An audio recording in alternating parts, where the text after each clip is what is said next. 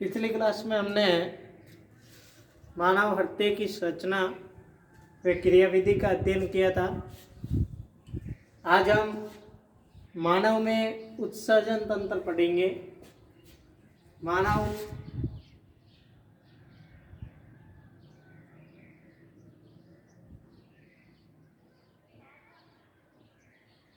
उत्सर्जन तंत्र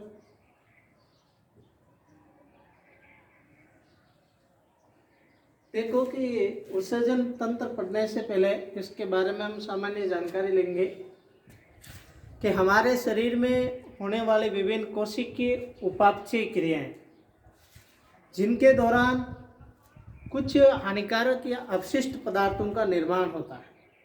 उन हानिकारक या अपशिष्ट पदार्थों को उत्सर्जी पदार्थ कहते हैं। हमारे शरीर में जो कोशिकाएं हैं उनमें होने वाली उपापचयी क्रियाओं के दौरान अनुपयोगी या अपशिष्ट पदार्थ निर्मित होते हैं जिन्हें हम उत्सर्जी पदार्थ कहते हैं। ये पदार्थ हमारे शरीर के लिए हानिकारक होता है। इनको शरीर से बाहर निकालना होता है और इस उत्सर्जी पदार्थ को शरीर से बाहर निकालने के लिए एक अंगों के जो समूह की व्यवस्था होती है उसे हम उत्सर्जन तंत्र कहते हैं।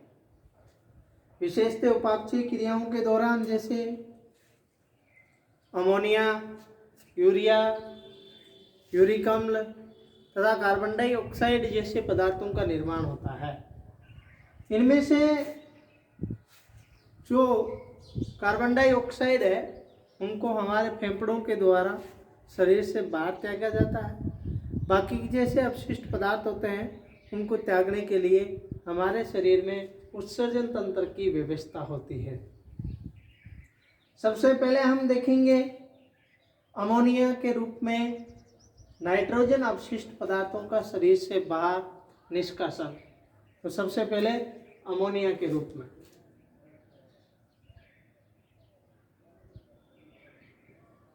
अमोनिया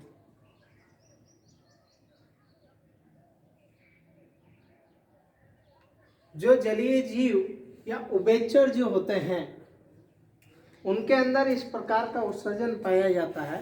उनके शरीर में नाइट्रोजन अपशिष्ट पदार्थ के रूप में यूरिया का निर्माण होता है और इस अमोनिया का निर्माण होता है, यूरिया का नहीं, अमोनिया का निर्माण होता है और इस अमोनिया को शरीर से बाहर त्यागा जाता है। इस प्रकार की जो व्यवस्था या प्रक्रिया होती है उसे अमोनियोटेलिक कहते हैं। अमोनियोटेलिक जो जीव अपने शरीर से बाहर नाइट्रोजन अपशिष्ट पदार्थों का उत्सर्जन अमोनिया के रूप में करते हैं उन्हें अमोनियोटेलिक कहा जाता है।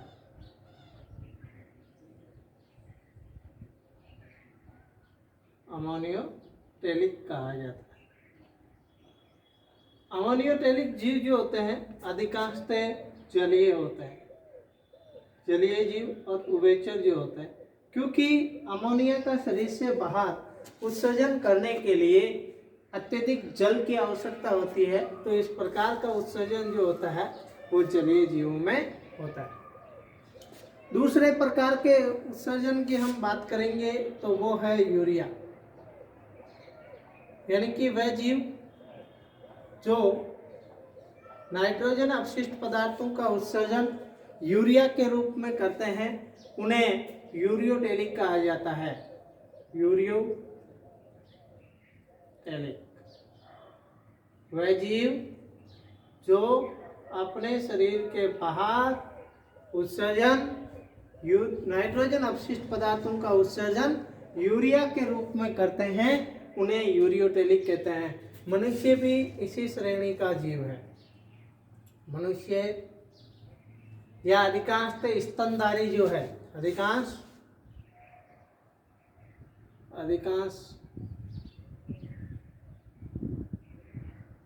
स्तनधारी जीव वह समुद्री मछलियां,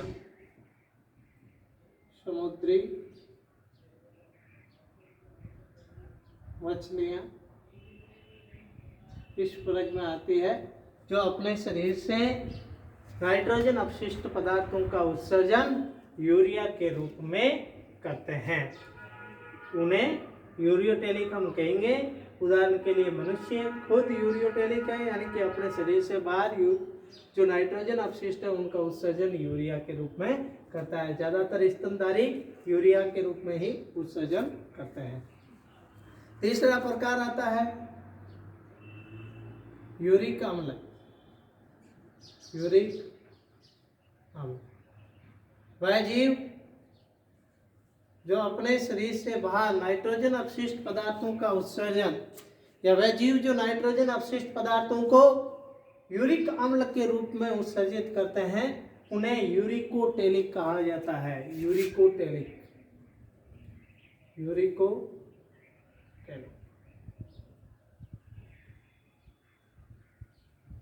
अमोनियोटेलिक, यूरियोटेलिक, यूरिकोटेलिक।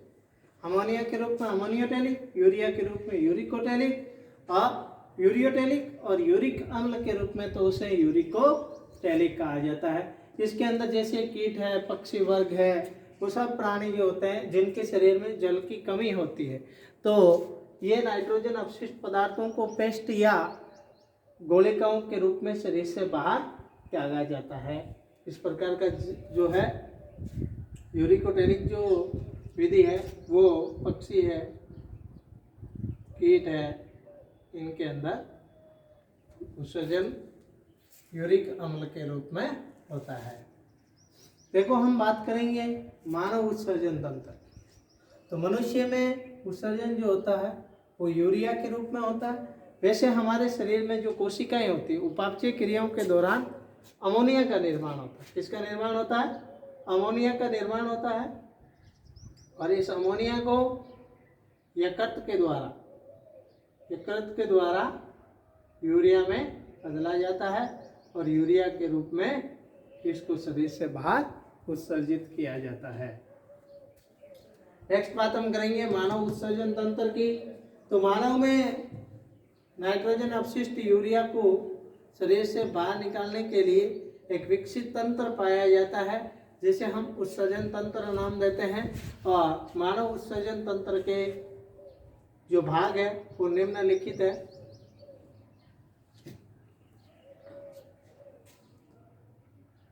एक नंबर, एक जोड़ी वर्कक।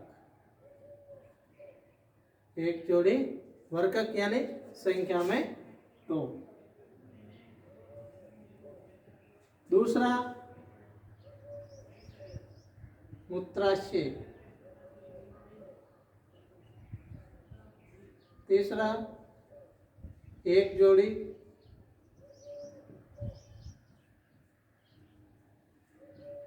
मूत्र वाहिनियां।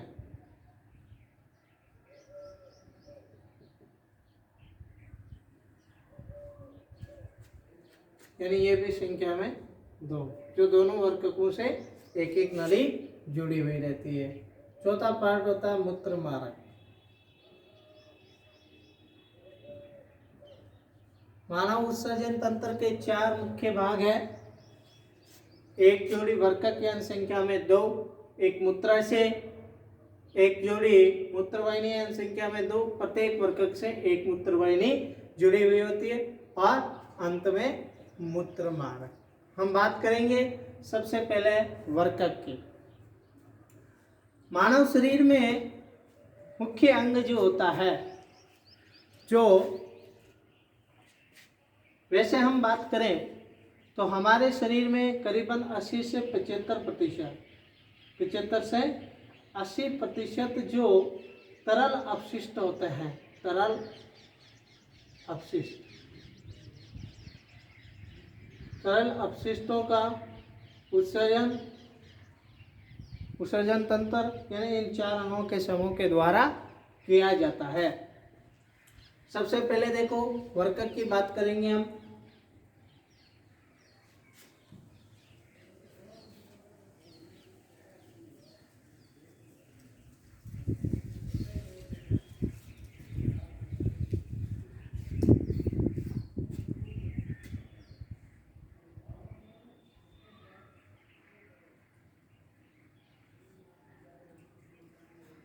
हमारे शरीर में उदर गुहा, हमारे शरीर में उदर गुहा में सेम के बीज के आकार के, सेम के बीज के आकार के हल्के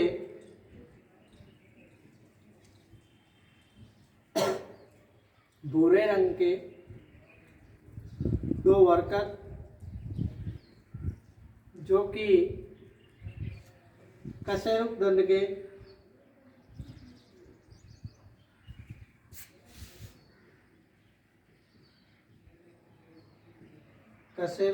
के बाएं में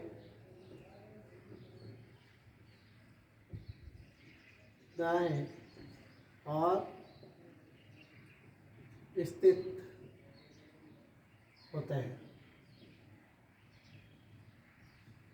देखो हमारी उदर गुहा में आमाशय के नीचे दो सेम के बीज के आकार के हल्के भूरे रंग के दो वर्कक जो कशेरुक दंड के लेफ्ट एंड राइट भाग में स्थित होता है। यानी कि हमारी जो रीढ़ की हड्डी होती है उसके दोनों ओर पीठ की तरफ होते हैं। ये उदर गुहा में कहाँ होता है? पीठ की ओर कशेरुक दंड के दोनों ओर लेफ्ट एंड राइट साइड के अंदर, यानी कशेरुक दंड या रीढ़ की हड्डी के द्वारा ये दोनों क्या होते हैं? सुरक्षित रहते हैं। सेम के बीज के आकार के होते हैं, हल्के भूरे रंग के होते हैं। ठीक है, दो वर्कक हमारे शरीर में उपस्थित होते हैं। वर्कक जो होता है इसके बीच वाले भाग में, वर्कक के मध्य भाग में एक खांच उपस्थित होती है।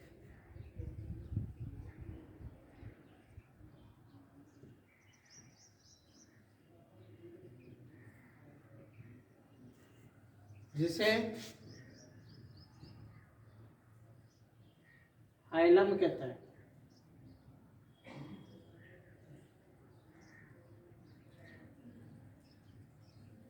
यानी कि जो वर्कक होता है उसके बीच में क्या होता है? एक गड्ढा होता है, गड्ढे के समान संरचना अंदर की तरफ धसी हुई होती है, उसे हम हाइलम कहेंगे। क्या कहेंगे? हाइलम कहते हैं। अच्छा, वर्कक में मूत्रवाहिनियां,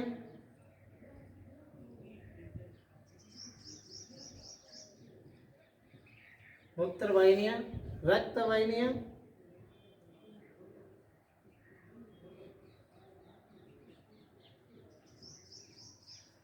व तंत्रिकाएं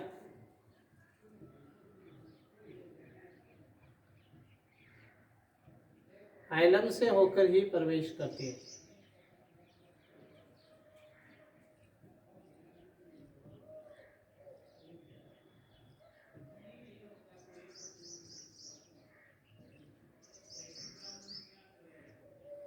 देखो, ये जो वर्कक में खांच उपस्थित होती है बीच में मध्य भाग में, इस खांच से ही क्या होता है कि मूत्रवाहिनियां, रक्तवाहिनियां और तंत्रिकाएं तीनों चीज जो होती है इस हाइलम या खांच के जरिए ही क्या होती है? वर्कक में प्रवेश करती है। हाइलम से होकर ही वर्कक में प्रवेश करती है। नेक्स्ट हम बात करेंगे, वर्कक जो होता है उसके दो भाग होते हैं। प्रत्येक वर्कक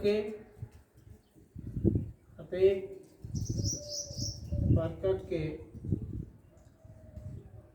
दो भाग होते हैं।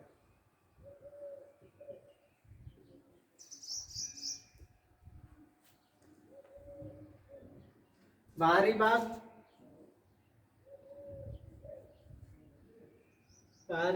को कॉर्टेक्स या वल्कुट कहते हैं।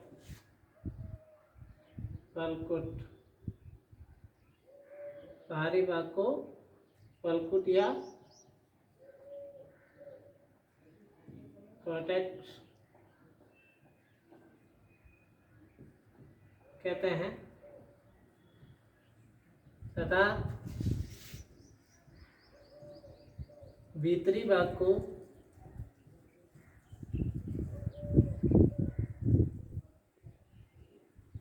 मध्यांश या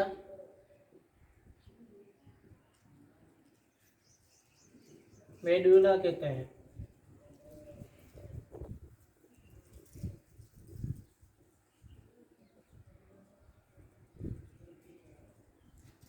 प्रत्येक वर्कक के दो भाग, बाहरी भाग को वल्कुटिया कोर्टेक्स कहेंगे और भीतरी भाग जो होगा उसको मध्यांश या मेडुला कहेंगे। देखो सेम के बीच के आकार के, हल्के भूरे रंग के, संख्या में 2।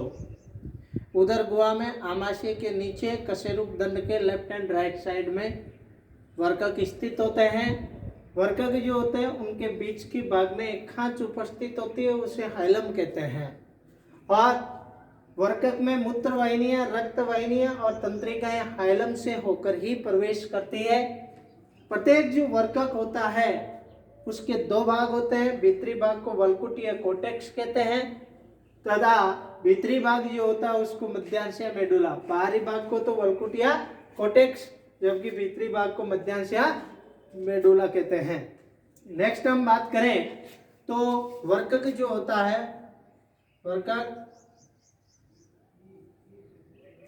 अनेक संख्या में या कई लाख छोटी संख्या इकाइयां जो होती है उनसे मिलकर के बना होता है। अनेक संख्या में छोटी छोटी इकाइयों से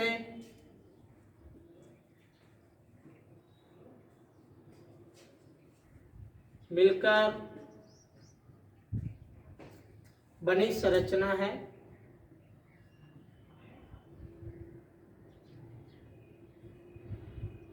इन इकाइयों को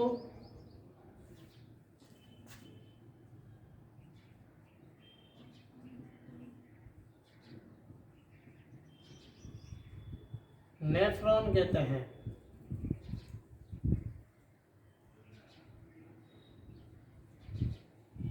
नेफ्रॉन या वर्काणु।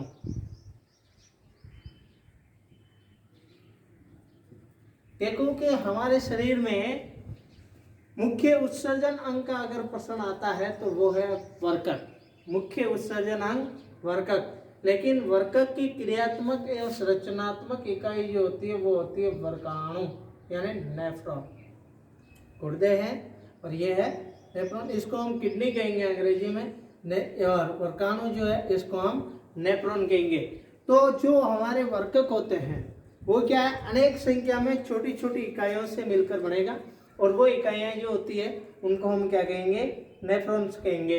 तो हम ये कह सकते हैं कि जो वर्कक है उसका निर्माण करने का, उसकी संरचना बनाने का कार्य नेफ्रॉन्स या वर्कक के द्वारा, वर्काणु के द्वारा किया जाता है। तो वर्कक की क्रियात्मक एवं संरचनात्मक इकाई क्या हुई, नेफ्रॉन हुई। हम जानेंगे जो वर्कक होता है यानी नेफ्रॉन जो होता है, नेफ्रॉन के बारे में अध्ययन करेंगे। नेफ्रॉन क्या है, देखो वर्कक के दो भाग, बाहरी भाग, भीतरी भाग। नेफ्रॉन जो होता है इसके भी दो भाग होते हैं।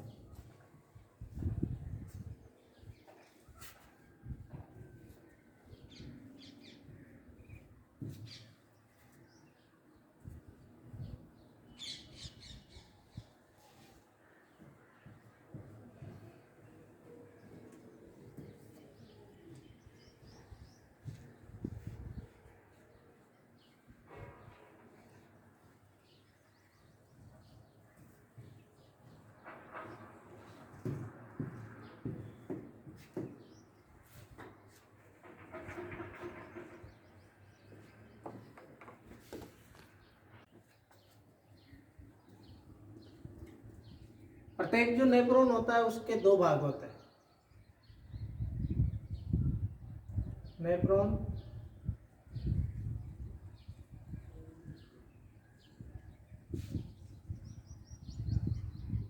दो भाग। अच्छा, प्रथम भाग जो होता है वो होता है बोमन संपुट। बोमन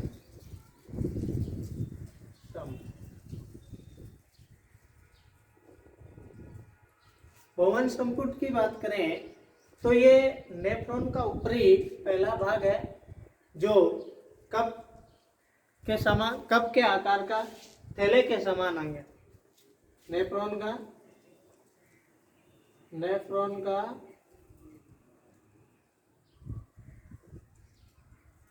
ऊपरी भाग जो कप के आकार का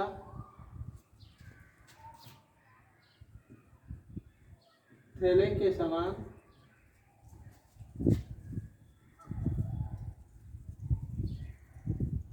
अंग है। बोमन संपुट नेफ्रॉन का ऊपरी भाग जो कप के आकार का होता है, थैले के समान अंग है। बोमन संपुट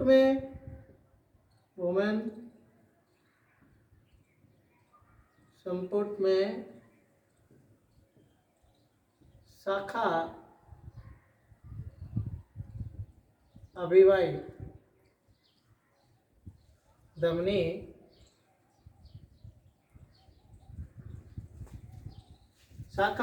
धमनी जो होती है वो केशिका गुच्छ के रूप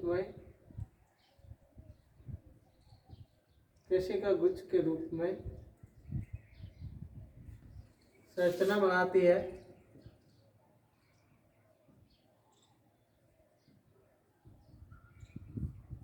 जिसे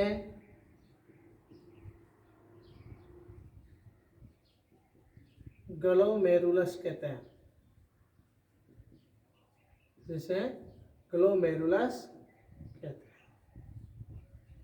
ये ग्लोमेरुलस जो होता है, यही रुधिर को, जो अशुद्ध रुधिर होता है उसको छानने का काम करता है। अच्छा, ग्लोमेरुलस कहाँ होता है, कैसे होता है? नेफ्रॉन का जो ऊपरी भाग है, थैले के आकार का अंग है, ये बोमन संपुट जिसे हम कह रहे हैं। ये बोमन संपुट के अंदर क्या होता है, शाखा अभिवाही धमनी प्रविष्ट होकर के पतली पतली बिल्कुल नलियों के रूप में केशिका गुच्छ के रूप में संरचना बनाती है। और इस केशिका गुच्छ को क्या कहते हैं? ग्लोमेरुलस कहते हैं। ग्लोमेरुलस में क्या होता है कि एक तरफ से वर्कक धमनी, इसके ऊपरी भाग में वर्कक धमनी अशुद्ध रक्त को लाती है। एक सिरे से क्या जुड़ी हुई होगी? वर्कक धमनी जुड़ी होगी जो अशुद्ध रुधिर को लाएगी, तथा दूसरे सिरे से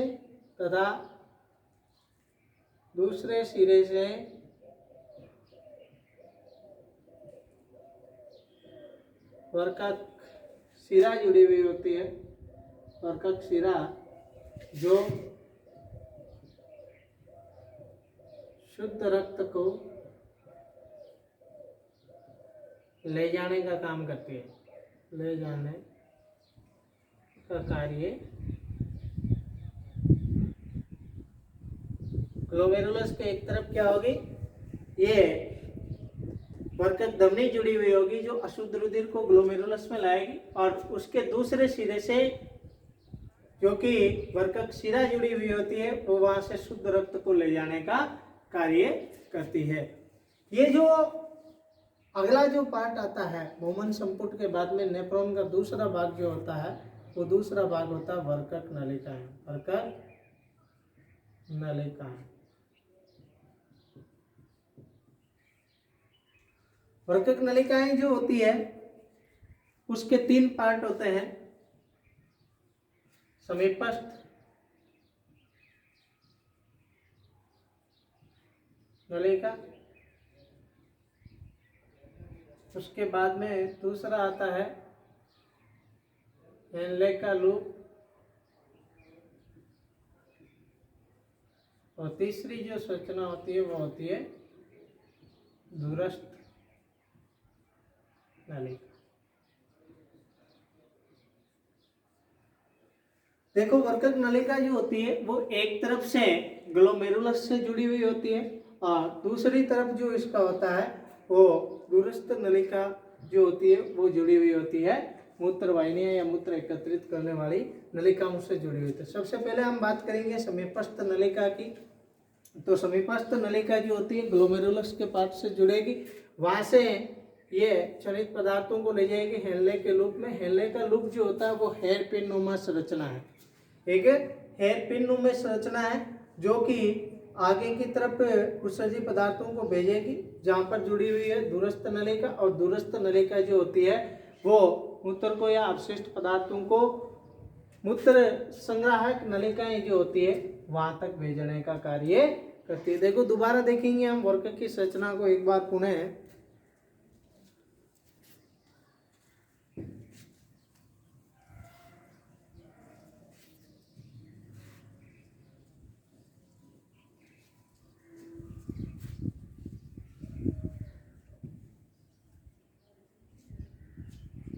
वर्कक जो है इसके अंदर देखो कि हम बात कर रहे हैं कि वर्कक के अंदर सबसे अहम बात जो होती है वो यह है कि इसके भीतरी जो मध्य भाग होता है, मध्य भाग में खांच जो होती है, मध्य भाग की खांच, मध्य भाग में खांच, इस खांच की हमने चर्चा की थी। इसको हमने नाम दिया था हाइलम। हाइलम, अच्छा, हाइलम का इम्पोर्टेंट काम क्या होता है कि हाइलम के द्वारा ही ये जो वर्कक नलिका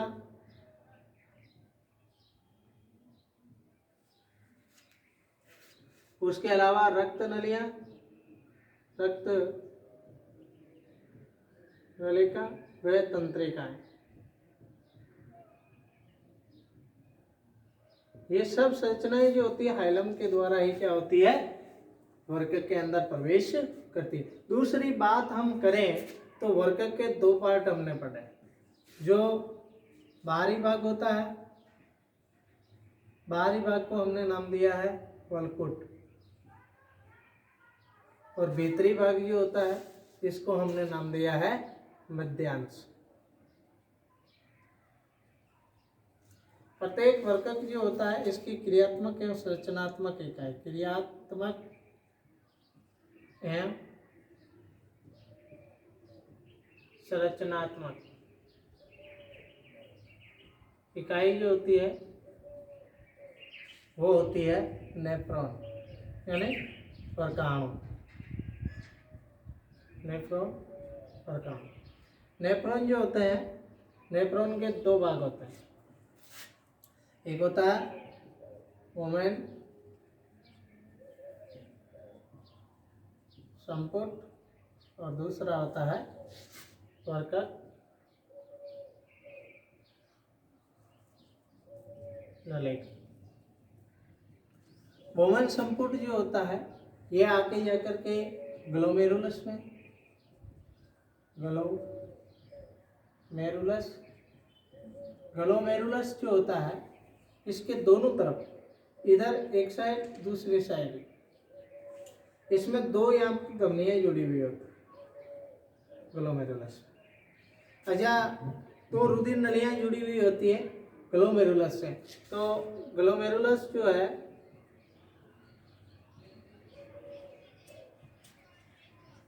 रक्त को छानने का काम करेगी, छानने का कार्य,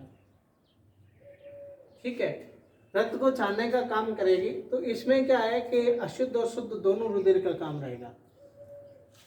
ग्लोमेरुलस रक्त को छानेगा तो इसके अंदर शुद्ध और अशुद्ध दोनों प्रकार का रुधिर अशुद्ध रुधिर को लाने वाले और शुद्ध को ले जाने वाले दो प्रकार की रक्त नलियां यहाँ पर जुड़ी रहेगी। तो यहाँ पर रुधिर को, अशुद्ध रुधिर को लाने का कार्य जो होता है वो कार्य वर्कक धमनी का होता है। वर्कक धमनी तो क्या करेगी, अशुद्ध रुधिर लाए, अशुद्ध रक्त को लाने का काम करेगी।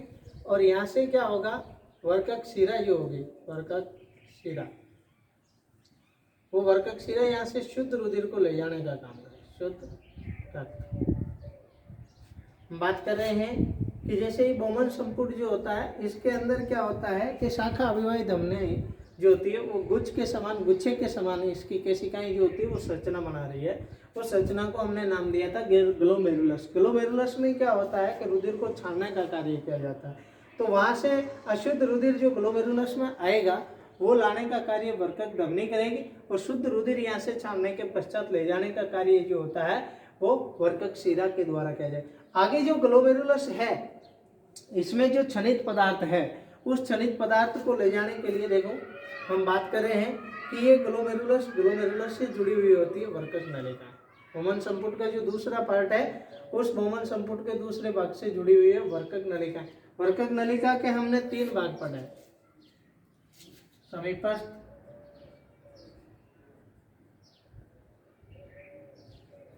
समीपस्थ नलिका, सेकेंड पार्ट है इसका हेनले का लूप,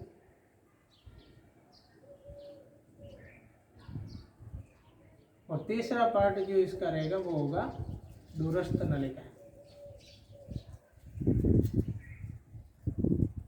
दूरस्थ नलिका, देखो कि ये पार्ट जो होता है वो भ्रूमण संपुट से जुड़ता है। भ्रूमण संपुट जो है इसके दूसरे पार्ट से जुड़ेगा, यहाँ से क्षनित पदार्थ को ये ले जाएगा हेनले के लूप में। हेनले का लूप जो होता है वो हेयरपिन नुमा संरचना होती है।